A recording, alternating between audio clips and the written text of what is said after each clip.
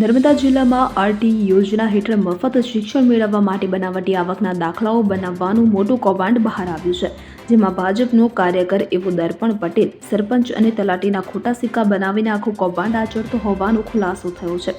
આ સમગ્ર મામલે 5 આરોપી સામે ફરિયાદ નોંધાઈ છે, પરંતુ હજુ સુધી કોઈની ધરપકડ થઈ નથી. મુખ્ય સૂત્રધાર દર્પણ પટેલ સહિત 5 આરોપીઓ ફરાર છે. આ ઘટનાએ સ્થાનિક વહીવટ અને શિક્ષણ વિભાગમાં ખળભળાટ મચાવી દીધો છે. આ મામલે હવે ભાજપ સાંસદ મનસુખ વસાવા પણ સામે આવ્યા છે. તેમણે આ મામલે પોતાની જ પાર્ટી ભાજપ કોંગ્રેસ આપ પર ગંભીર આરોપ લગાવ્યા હતા. આ કૌભાંડમાં ત્રણેય પાર્ટીઓની મિલીભગતના આક્ષેપ લગાવ્યા છે. મનસુખ વસાવાના આક્ષેપ પર ધારાસભ્ય ચેતર વસાવાએ પણ પ્રતિ આક્ષેપ કર્યો છે.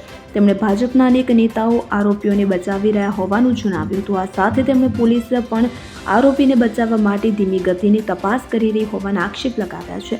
આમાં કૌભાંડ મામલે સાંસદ મનસુખ વસાવા અને ધારાસભ્ય ચેતર વસાવા આમને સામે આવ્યા છે અને બંને એકબીજા પર આક્ષેપ પ્રતિ આક્ષેપ કરી રહ્યા છે. Bureau report CN24 news. હવે જુઓ દેશ દુનિયાની તમામ ખબરો તમારી આંગળીના ટેરવે.